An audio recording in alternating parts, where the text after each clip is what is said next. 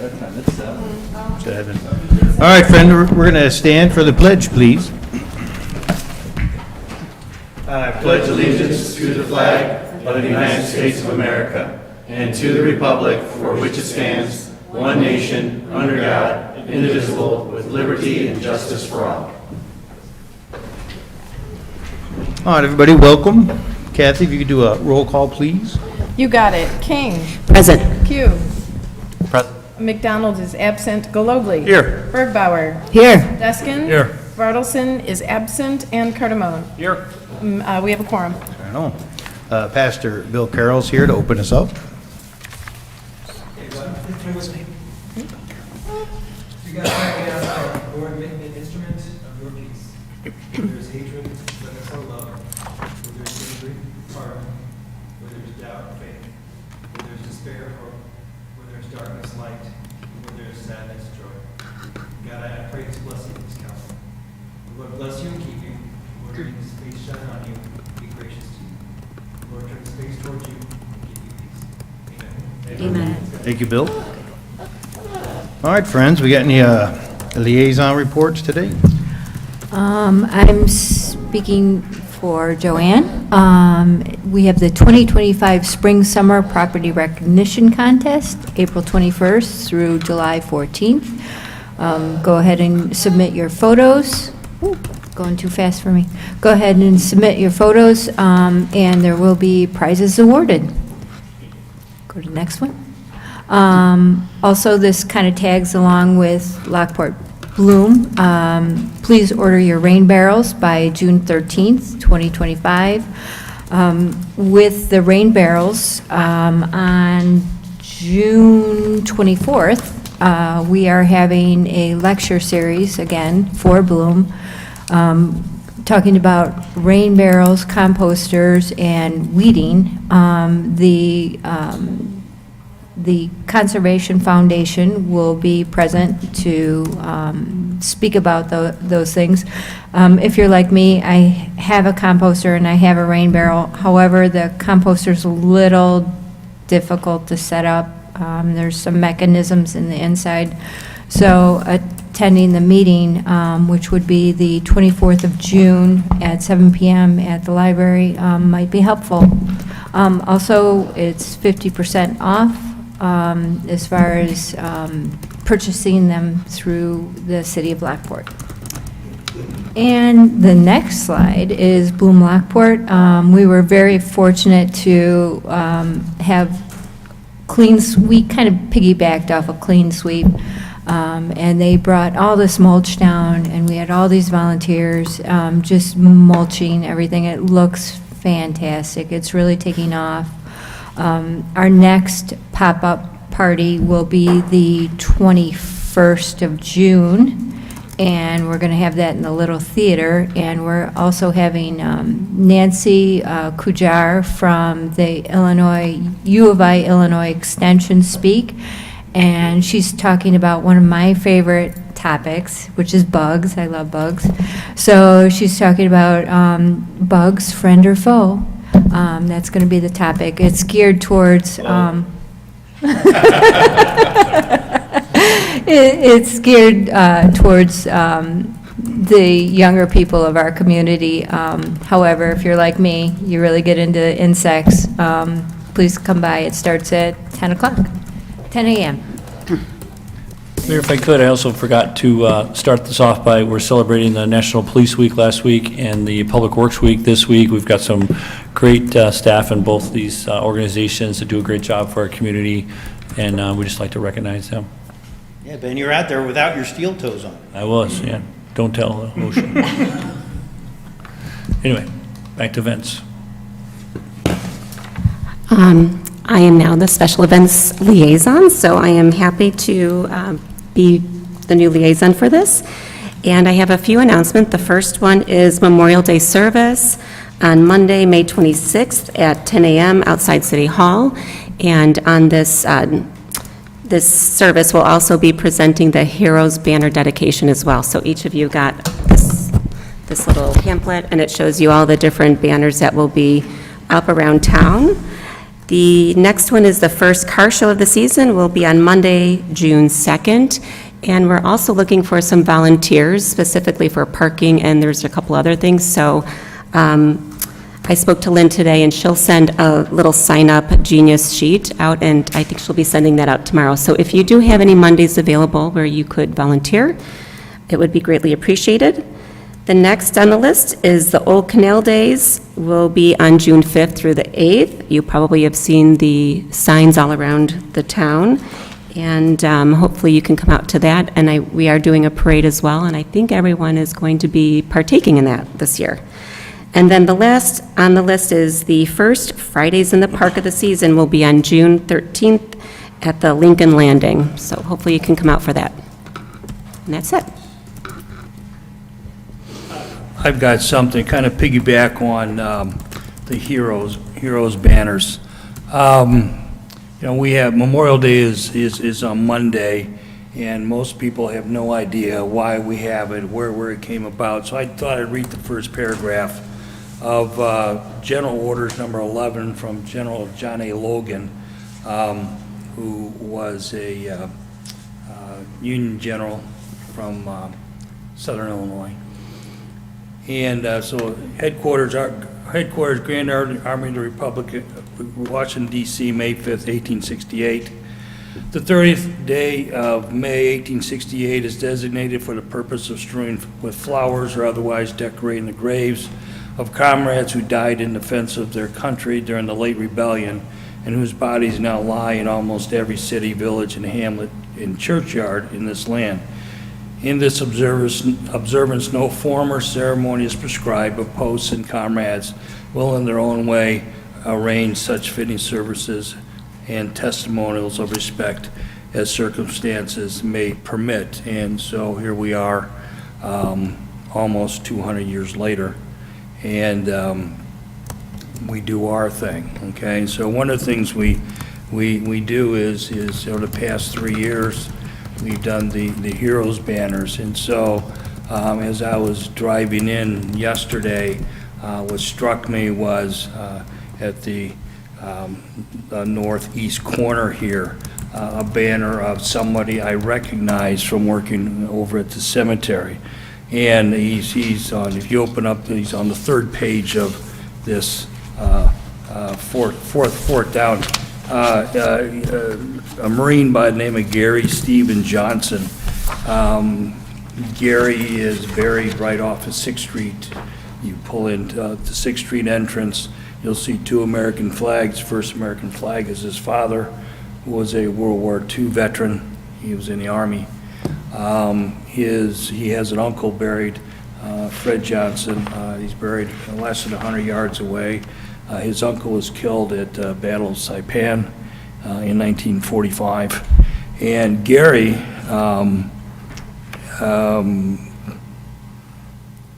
it says he received the Purple Heart. He was actually killed in action. He was 19 years old. And that's why we do have this memorial. He's right there in 19. So that's all I have to say. No, it's a really great program, really grateful to the VFW. And I remember when we started it, we were, working with them to try to find enough.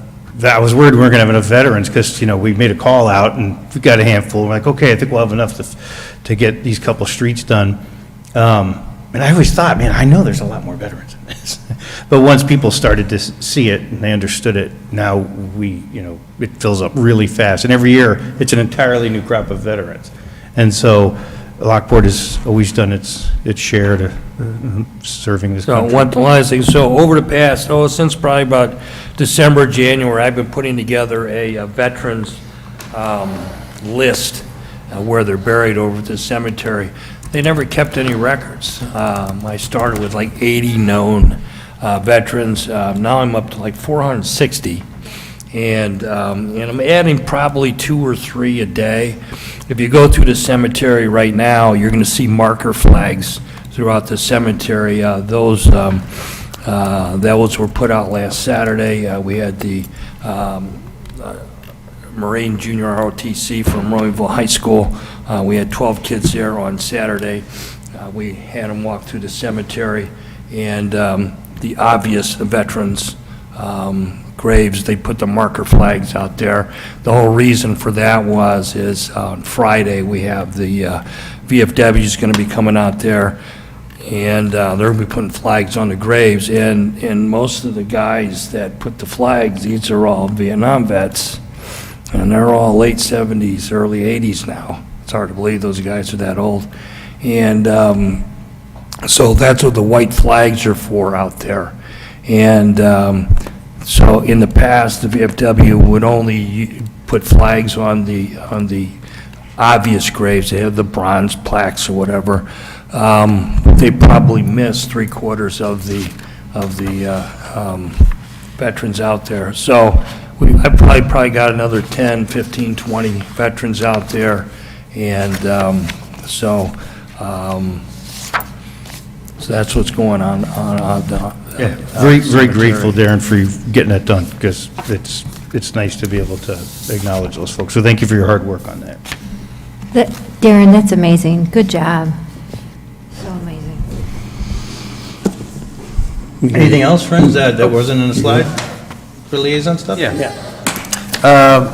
On the police side, recently the police department secured a $25,000 grant offered through ELETSB, that's the Illinois Law Enforcement Training and Standards Board, which has allowed the investigations unit to obtain equipment used to conduct ballistics testing. Firearm shell casings will be analyzed at our police department to determine if more than one firearm was used in a crime.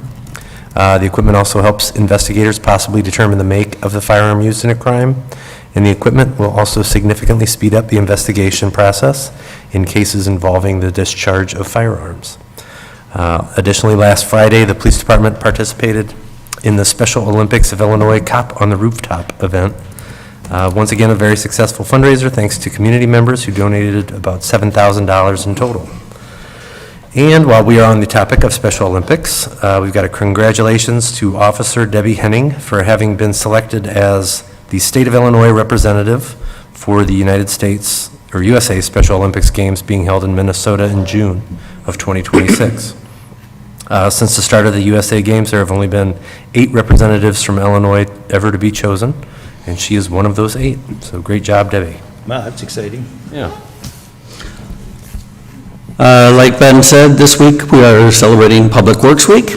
Public Works heroes work around the clock to keep our community safe, clean, and running smoothly. Remember, their hard work doesn't just maintain infrastructure, it builds trust, strengthens subdivisions, and supports the future of our community. So please reach out and thank all Public Works employees for the great work they do for the city of Lockport. This topic I touched on a little bit earlier in the year, but now we actually have some numbers to back it. The city of Lockport completed its wastewater treatment plant non-potable water project as part of an initiative to reduce costs and water consumption. The newly designed system repurposes affluent water to meet on-site water demands, significantly decreasing reliance on the city's potable water supply. Initial results from the first quarter show a remarkable impact. Potable water consumption has been reduced by approximately 80%. This translates to an annual savings of 106 million gallons of potable water and an estimated cost reduction of just over $1 million. So saving $1 million, good job. And finally, the 2024 Water Quality Report. The City of Lockport has completed its 2024 Water Quality Report, which is currently available on our website. This announcement will also be included in the upcoming water bill. We are pleased to share that in 2024, Lockport's drinking water met all federal and state standards with no exceedances of contaminant levels or other water quality benchmarks set by the Illinois Environmental Protection Agency. And that's all I have. All good stuff. Thank you, JR. All right, friends, if that's it, I could say good job to Lance at ICSC conference. It was the busiest conference I can ever think we've been to. You had just appointment after appointment, and it's just busy running back and forth through all the halls all day long. So thank you for getting all those set up, and I know we got a lot of follow-up to do, and we'll stay on those things, but well done. Appreciate it. And you put together great marketing pieces to hand out, so very informative for everybody. All right, friends, if nothing else, then we'll move on to having a consent agenda. Looking for a motion to have a consent agenda. So moved. Second. All right, Christina and JR, all in favor? Aye. All right, so tonight we're looking for a motion to approve our regular city council meeting minutes from May 7th, our committee of the whole meeting minutes from May 7th, our payroll period ending May 11th, our bills through May 13th. There's a proposal from Christopher Burke for professional engineering services for the 2025 pavement condition study, not to exceed $88,510. And then also from Christopher Burke, it's for the design for the roadway reconstruction and water main replacements, not to exceed $172,130. So we're looking for a motion to approve those. So moved. Second. Okay. So we got Jonathan and JR, and we'll do a roll call, please. You got it. King. Yes. Pugh. Yes. McDonald is absent. Galogly. Yes. Bergbauer. Yes. Deskin. Yes. Bartleson is absent. Cardamone. Aye. Motion passes. All right, and our action item tonight is looking for a motion to approve a special use permit for planned development, final plat of re-subdivision and preliminary final development plan review for Wendy's Restaurant. So this is looking for a motion to approve ordinance 25004. I'll make that motion. Second. Okay, JR and Susie King. Any updates on that, Lance? Yeah, so I'll just run you through real quick. At the last meeting, I think everybody heard, we talked a little bit about the architecture, specifically that west facade as it's the main entrance coming in off of Edelman. We were able to successfully work with Wendy's and the franchisee to make a couple minor changes that I think really enhance the west facade. This is the south facade on your screen right now. There are no changes to that piece. This is the east facade. The previous is on the top. The new is on the bottom. The only change here is on the back portion of the building, which is their cooler structure. The brick has changed from the dark gray to the brown, and then you'll see that that wraps around then the rest of the building. So this is the west facade that we had discussions on at the last meeting. The top one is what was presented previously. The bottom one is what is presented now. There were three main changes to it. The sign, as it was previously shown, was pretty small, and we felt that if it could grow in size, it would take a lot more impact and just look a lot more striking from the intersection. So we worked with them on that and the sizing. The three bars on the top and the two sides are lights that will just wash the wall on that sign, so you'll be able to see it at night. And then the other change, similar to the other side, is that the back portion of it will be the more tan brick, and then they were able to work in a soldier course detailing along the bottom side. So where the label says soldier course, that is basically, as opposed to just everything being horizontal brick all the way up, that creates a nice little, if you think about your home, think about a chair rail, where you would typically have a chair rail. That allows for a different pattern to just kind of break up those two spaces. And so Wendy's was really happy with the way that this turned out. The franchisee was happy with the way it turned out. I was happy with the way it turned out. So I think in general, we've made some really good progress on this, and I fully support approval of it. All right. Yeah, it looks good. Breaks up the big back. gray wall. Any other thoughts, concerns before we? All right, then we'll do a roll call. Thank you. You got it. King. Yes. Pugh. Yes. McDonald is absent. Galogly. Yes. Bergbauer. Yes. Deskin. Yes. Bartleson is absent. Cardamone. Aye. Motion passes. All right, that's everything. Any open floor comments? Okay, then we'll look for a motion to adjourn. So moved. Second. All right, it's Christina and Susie, all in favor? Aye. Next.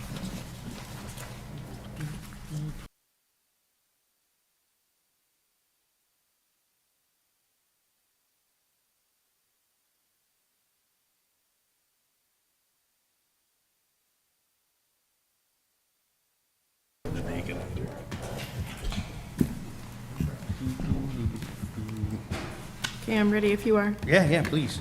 All right, awesome. All right, so we'll do roll call. King, Present. Hugh, Present. McDonald is absent, Galogly. Here. Bergbauer, Here. Deskin. Here. Bartleson is absent, Cardamone. Here. We have a quorum. All right. First thing on the agenda is Lance. Yeah, so thank you, Mayor. Many of you know that we completed a updated preservation plan for the downtown. Our original one was done in 1978. We figured after 48 years, it was probably time to update the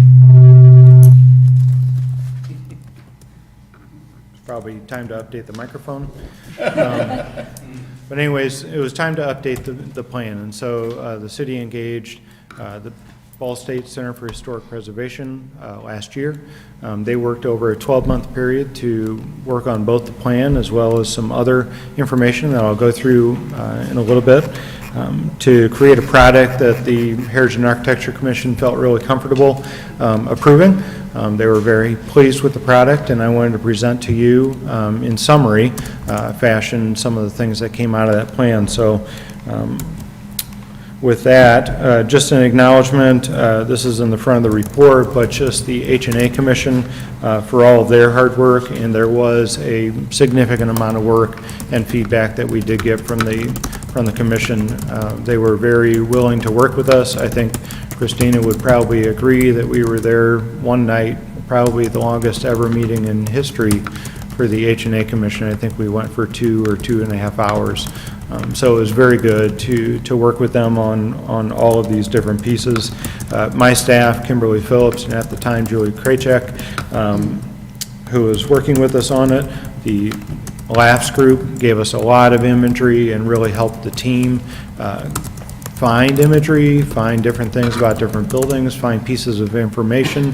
They were very helpful. Lockport Main Street was a partner in this. They had imagery that we needed. They had information that we wanted, and so we really utilized their efforts and their resources too. And then lastly, the 3 folks that are mentioned under the Center for Historic Preservation were really the ones that put together the plan. I was just astounded by the amount of work that we were able to receive for the amount that we paid for the effort, and it's really high-quality work. All total, the preservation plan is about 160 pages long, so there was a lot of effort that went into that. And then on top of that, we took 15 different buildings downtown that hadn't had exterior renovations done in decades. And my goal was to try and give these building owners a little bit of a step or a little bit of a nudge to start to make improvements on their buildings. And each one of those documents was heavily researched for every building owner. All of them got Sanborn map information about their previous uses through the centuries. They got recommendations for small improvements. They got recommendations for big improvements. All of them got graphics that match their existing conditions, details about their existing buildings. They got information about what those proposed improvements might look like. They got sketches about what an ultimate full rehabilitation of the building would look like. So that was another product. We got an entire commercial district historic survey. We have one for the residential areas in the downtown, specifically in the Canal Commissioners North and South areas, but they were able to include a commercial survey that I'll show you here in a little bit. 4 priorities: identify the boundary, provide the current survey of the buildings in the historic district, establish alignment with the Secretary of the Interior standards for rehabilitation. Those are how we align the improvements. Those are really the national guidelines that are set out for historic preservation, and we have always adopted that ever since the beginning as an evaluation metric against what people are proposing to us for their rehabilitations. And so we wanted, in the work that we did for some of these building owners, to align what those would be so that it precludes the kind of the person that doesn't know where to go, they don't know what materials to use, they don't know how to proceed with anything. This gives them that first step to be able to encourage that work. 4 pieces of the planning components at the bottom of your screen there. really the way that the plan is structured, both the original plan as well as this plan, is breaking up the downtown historic district into 6 different architectural zones. You can see on the image on the right the different architectural zones and where they lie. Zone A is really our core national historic district. It's the one that's registered nationally. Zone B is really down by the canal, down by the I&M Canal. Zone C is Central Square, where we are today. Zone D is really the northeast corner of the district. This was a local portion of the district that was created when that expanded. And then Zone E and F are those northwest and southwest corners of the downtown area. The analysis really looked at 6 different things: topography and how that impacts our downtown. Many of you obviously traverse the roads every day. You know that State Street is low, the canal is lower, and Hamilton Street is higher, and Washington gets even higher. So we are one of those communities, just like Lamont, that is blessed, somewhat cursed, with a lot of topography in our downtown. Vehicular circulation, we looked at some of those pieces, really secondary vehicular circulation, parking availability. This really tied in with the parking study that we did a couple years ago, the pedestrian circulation, as well as entry points into the downtown. The other key organizing principle that we did was the blockscapes. So if you know what a blockscape is, it's basically looking at your architectural setting for each block, and it's evaluating the overall context for the buildings that lie on that block. And so each one is evaluated separately, and each blockscape has a page just like this.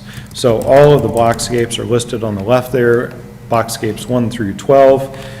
All of the architecture, all the buildings downtown have been now documented digitally, which is something that we have never had. The original plan was originally just sketch, really high quality sketches, but now we have digital information that we can use and actually transfer to building owners. We've already used this for one of our buildings that asked for the information that we were able to generate. Super easy to transfer the AutoCAD files and the Illustrator files over to that person so that they could start to work with. So it's been a great resource already. And then along with that, each blockscape has a series of different identification of existing conditions, but also recommendations that can occur on those blockscapes over time. Another key organizing principle was urban design. So we looked at a number of different components of urban design. And when I say urban design, what that really is the public space around buildings. So it's along streets, it's in plazas, it's in parking lots, it's in pedestrian corridors, it's in all those different places. The streetscape that we did is a great example of urban design. Lincoln Landing is a great example of urban design. All of those pieces and those spaces really create the structure that downtown and our buildings sit within. So we looked at those, and those have block by block recommendations under each one. There are 7 blocks that we looked at. Each one of those has recommendations similar to what you see on this graphic here. Items 1, 2, and 3 addressing the existing parking lot in that particular block, preserving and enhancing the alleyway, and upgrading the landscaping were all recommendations that came out of the plan. General recommendations for urban design, so these just aren't by block, this is overall on the downtown. So continuing the streetscape efforts, maintaining facade funding efforts, mobile accessibility, infill design and new construction, district connectivity and interpretation. All those were subject headings that had recommendations under each one of those to try and capture things that can help us frame up the improvements that we can do in the future just to continue to build upon what has already been done. So that was the plan component of it. This piece was the building survey. So the team documented each building in downtown. You can see on the overall map how they are identified, and on this, we review them in 2 different ways. The item on the left is how the Secretary of the Interior standards would categorize buildings. Outstanding, those are buildings like the Gaylord building. Norton Building. Those are like the notable, really high-quality renovations, really high-quality buildings that have a real story with them. Notable are important buildings that are on key corners. They've had extensive renovations that have enhanced and stayed true to the history of it. Contributing buildings that are really buildings that create the framework for the blockscapes, or they are important infill buildings that have occurred historically. And then non-contributing buildings, they may be great buildings, such as the 923 building, the new building that's going up. That's a non-contributing because it's newer, but it still creates a part of the blockscape. So these all start to tie together. On the right, it then recategorizes things into dominant, neutral, and intrusive buildings. And so this would be like a dominant building would be like the Opera House building. That is a high-profile corner. It is something that has a striking size, height, material. It's something that dominates our downtown. Neutral building is something more like maybe the building that Crema is. It's a neutral building. It's still high quality. It's still well done, but it's not that significant that it overwhelms the downtown. And then intrusive would be something like the old National Bank building, something that's not really consistent with the era or our era of interpretation, which is the way that the district or the Secretary of the Interior would categorize something like that. Doesn't mean it's not a high quality building or something that's important, but it is intrusive to the character of the overall downtown that was established as a part of our National Historic District. This is just an example of the work that was done for each building downtown. So we give the address, the date of construction, the classification that it has on the facade, and then the visual character facade classification. It identifies visual notes that go along with each individual building. So we have all the buildings documented like this for the first time ever. We've never had this level of information compiled in one location. So I think we documented about 110 different buildings with all the information that we have. And then the last piece of it was this facade recommendations. So really the structure of each one of these reports. So each report has all this information. The preservation scope of work, the background, the terminology, history and context, the character defining features, the existing building conditions, the recommendations, the full historic recommendations, any footnotes and references. And each building has a graphic like what you see on the right, where the orange building is the one that's being identified. So what you'll see in each one of these reports is an identification of some of the facade terminology, just to level set everybody's understanding for what is being mentioned when a different name is being used. On the right, you'll see what the character defining features of each one of these buildings are. So the flat roof with the parapet wall, the brick masonry on the lower facade, display windows on the lower facade, the metal entry canopy. You'll get the building history and context. This is where you'll see we took the blockscape information to put it in its context and how it relates to the adjacent buildings. And then on the right is really capturing a lot of the history. So we have a number of historic photos of these buildings so that we can reference what it looked like before, or what building was on that property before. As an example, in that upper right image, you'll see what it was in 1850 or so, 1860. So that building ultimately burned in one of the fires in downtown, but it was a two-story building. It had the angled front on it, and then the building that you see directly below that was a grocery store that it got turned into and transitioned after the fire was done.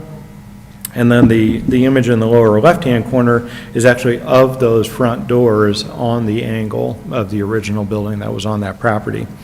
And then the two maps on the lower right-hand corner, those are what are called Sanborn maps. Sanborn maps were maps that were done throughout the decades that documented the use that was in each building. They were typically color-coded by the type of use, meaning commercial, residential, all the different types had information on there for each one. So all of this information was provided for each building so that they had a good sense for what it was. This is where we started to look into the existing facade recommendations. So these are the more minor renovations that a building owner could do if they wanted to make some smaller improvements. And it gives them that first nudge to making those improvements. So what we put on the left in each one is items that don't require a certificate of appropriateness, which is COA that you see on the screen. And then there are improvements that do require a COA. One of the questions we get all the time is, do we have to get a COA for this kind of an improvement? Or somebody will just assume that you don't. And then they'll start the project, and then we have to stop it, and then we bring them into Heritage and Architecture, be able to hear that case. This gives somebody a one-stop shop to be able to say, hey, we recommend these improvements for your building. If you do any of these improvements, these are the ones that you can do on your own over a weekend, and these are the ones that might need approval based on the final product that you pick or the whatever it is that's a component of this. And then we gave a graphic for what it could look like and identifying all those pieces as to where they occur on each one of the buildings. And then the last piece of it, our commission, appropriately so, said, maybe we have building owners that want to take the building all the way back to what it was originally, and they don't want to just come up short and just do the small little things. They say, I want to make an investment. So like the Opera House, we have someone that wants to take it back to the 1892 appearance. So what kind of guidance does H&A provide them in this kind of a document?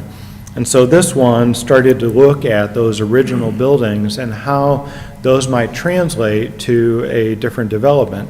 This could be a renovation. It could, in some of the buildings, it could be a completely new building. So this was looking at if the Canals and Trails ever wanted to say, hey, we want to sell this building for redevelopment, or we want to redevelop it ourselves and take a space in it, this is what we could do. And it's to give everybody just a sense for what that might involve. Again, to try and push people forward in the right direction before things get off track. And then these are the Secretary of the Interior rehabilitation standards that we follow when we evaluate different things, and lots of images about historic Lockport. So happy to take any questions. That's kind of a summary of all the different pieces. Again, really happy with the way that this turned out. Just a lot of effort by our commission, a lot of effort by staff, a lot of effort by the Ball State crew, and really a lot of supporting effort by both LAFs and Main Street. I was really pleased that all the different groups were able to pull together for this and really create a document that can last us. And just as a final note, the way that this links in with the downtown plan that we're about ready to embark on is to say, we have our core downtown plan captured in this document.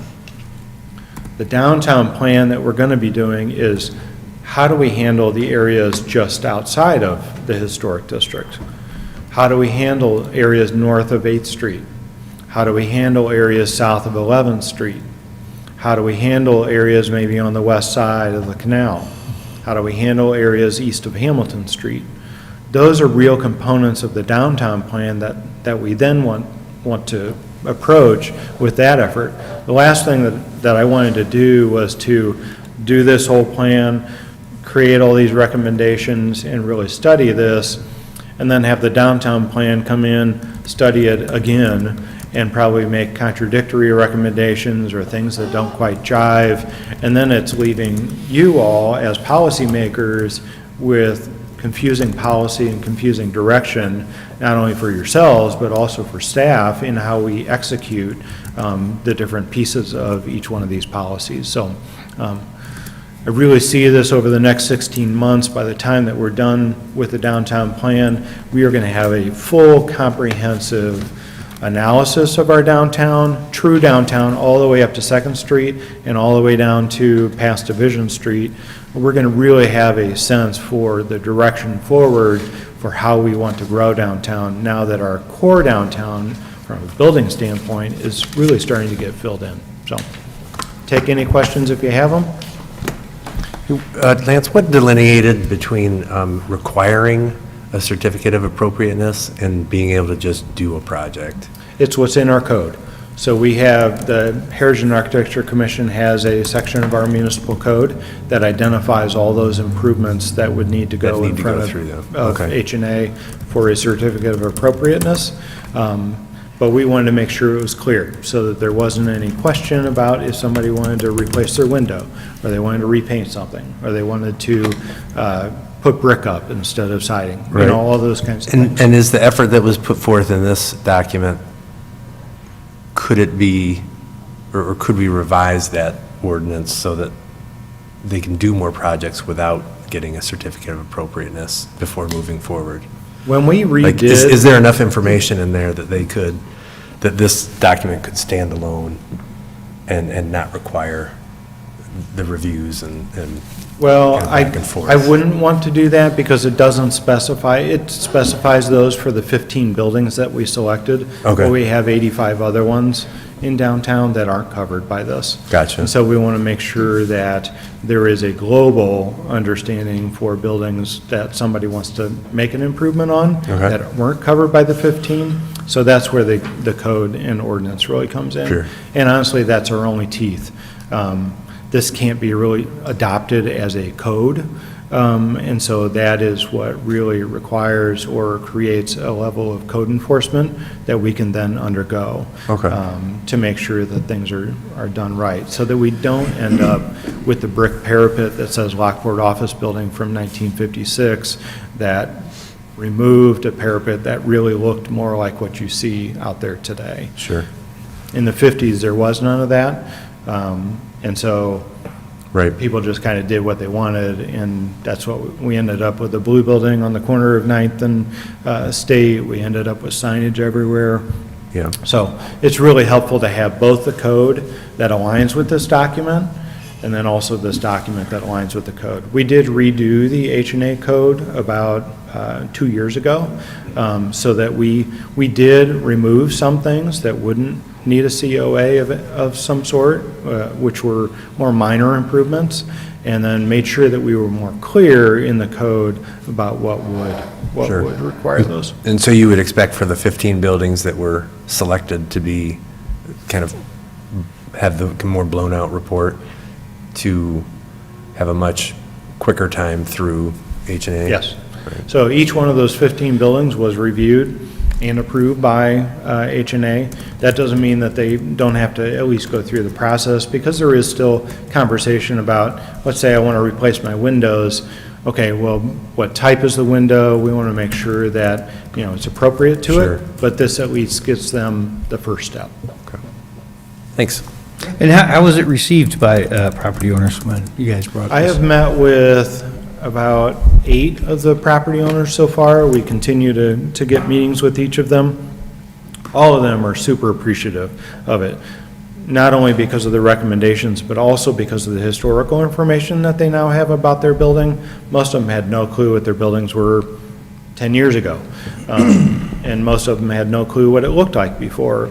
Some of them were like, oh my gosh, like the corner of 9th and State, the southwest corner where the Allstate building is. Scott had no clue that there was a super cool cornice on his building originally that was removed in sometime in the 1950s. And we're left with just simply the metal cap that's on the top today that protects the roofing. So I would say that it's been extremely well received. I've met with Stella's. I've met with Resicom, who owns a number of buildings in downtown, as well as some of the other ones. So all of them have been very pleased and very happy and appreciative of the leg up. Because the other question we always get every time is, who do I get to design something like this? Or, how do I even start? This is their ability to have an architect that has made recommendations for their building to get them that start. And then, I think it's great, by the way. And it does make a difference when you help somebody like Scott, who's a pretty thoughtful person, but when he sees that, to just kind of have an extra level of love and care for the building, it is good. And, we get be thoughtful on how to keep it out there. These kind of things happen, and they're exciting and they're good, and 5 years and nobody remembers it ever happened, and the building gets sold and the next guy has no idea, is how to keep it from getting dusty, you know? Is it, and I don't have an answer for this, I'm just putting it out there, like, is there, you know, ways to pass on information at sale times? I don't know. I think it's a good, it's good to think of a way to keep it out there, so. The hardline way is via code enforcement, once the building falls into a certain level of disrepair. Fortunate or not, the building that is directly adjacent to Stella's, as you may have noticed in the past, had peeling paint. The siding wasn't in great shape. And so we were able to work with that building owner via code enforcement discussion, and ultimately repainted the entire building. It looks much better than it did before, and he used this document as a part of that process. There weren't any improvements that needed to go in front of H&A for it, but he was like, great, I at least know what I do or don't have to go in front of H&A for, and the painting was something that he didn't. And so he repainted the entire building, so if you go down there and look today, it's not peeling all over the place anymore. It's a really, really well-done paint job. I have But it's a good point. I have a couple of comments. Along with this document, and what piqued my interest is if somebody wishes to go back to the original, okay? So, which then immediately popped into my head is well, they're going to be coming for facade and code compliance grants. You know, the facade grants that we have been around for a couple of decades, probably 20, 25 years, and they were pretty restrictive in the amount of money that could be used 20, 25 years ago, simply because there really wasn't a funding source for it. And then circa 2012, the council, when they did the video gaming ordinance, that money was to be directed towards downtown renovation, which it was good because it's not sales tax, it's not property tax.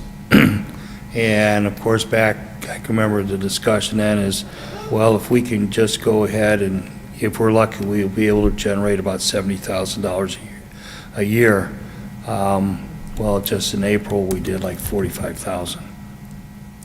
So the money has, the revenue that can be used for the facade grant has increased. And then, I don't know, probably around 2014 or so, we did the code compliance grant.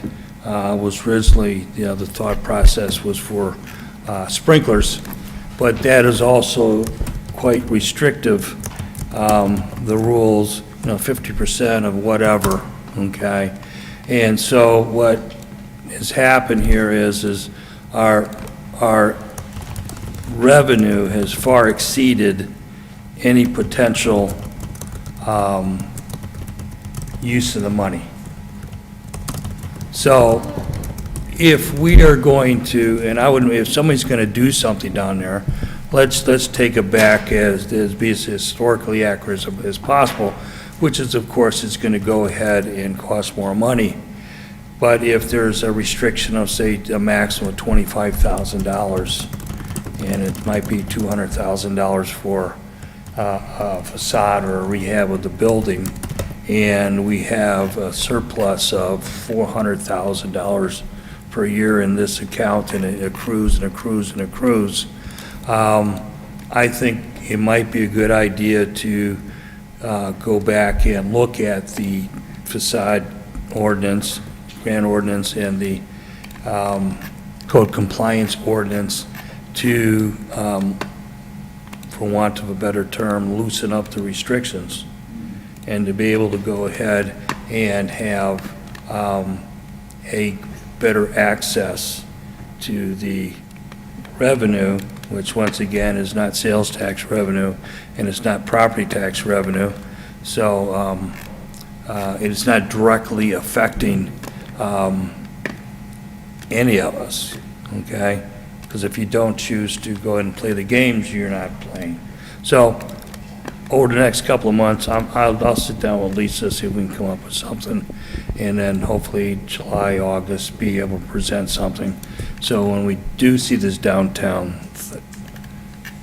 update, we can think about, okay, let's update these two ancient ordinances to better suit the future redevelopment of the downtown, because I just feel they're just too restrictive in the amount of money that can be used per project. Yeah, we did have this discussion with you, Darren, a while back. When you were off the council, we did increase the funding. And then, I don't think we've really ever, we just put a number out there. It's not like it's a restriction that's some hard line. We just put a number out there because we got to put a number out there. But people who've come to us and said, hey, I have a larger project, I really can't think that we've ever turned anybody down. So it's not a restriction Well- as much as it's this is the number we say. We increased it a while back to make it, more accessible. But if we don't have any restrictions or limits, I guess, it's just a benchmark is all it is. But again, I can't think of a time when we've really shut anybody down. No, I'm not saying we shut anybody down, it's just that, let's look at it. If it does need to be tweaked, it doesn't need to be tweaked. But let's just look at it because, looking at video gaming revenue this year, we're going to be in the $550,000, $600,000 range. And if we only have earmarked $100,000 or whatever the number is, we're just going to accrue budget surplus, budget surplus, budget surplus, budget surplus. And let's use that money for what it was intended to. And if we have to say, somebody comes in and says, look, it's going to cost me, $100,000 to put in historically accurate windows and doors. Well, we're invested in our town, and of course, then the argument is, well, why are we using public money to go ahead and with a private investment? But Nobody's making that argument, man. well, Unless it's just somebody who doesn't know anything. yeah, and so no, I'm just saying if that ever comes up, it's the same way as we invest in all the roads, $170 million in roads, and look what happened, and increase the property values, 100% in 10 years, so. All right. Anything else? Well done, guys. Is that Lockport's website? Is it that? It will be. It will I wanted to get through tonight, and then we'll post it on the website. Nice job, Lance, with the group. Yeah. Thank you much. All right, friends. Next thing on the agenda is CA1, looking the lease agreement for the temporary use of Lockport Township Community Room for city meetings. Yes, thank you, Mayor. This would be approving Resolution 25050 for our temporary relocation during our HVAC project, which is August, September, October, and November. There will still be services available at City Hall and the gymnasium area for paying water bills and getting some permits. We'll have a light staff here, but when it comes to the access of public meetings in this building, we're going to need to relocate. We did meet with the Lockport Township assessor and did a nice tour. They were gracious at giving us an offer with their board for no rent. They just asked us to cover insurance.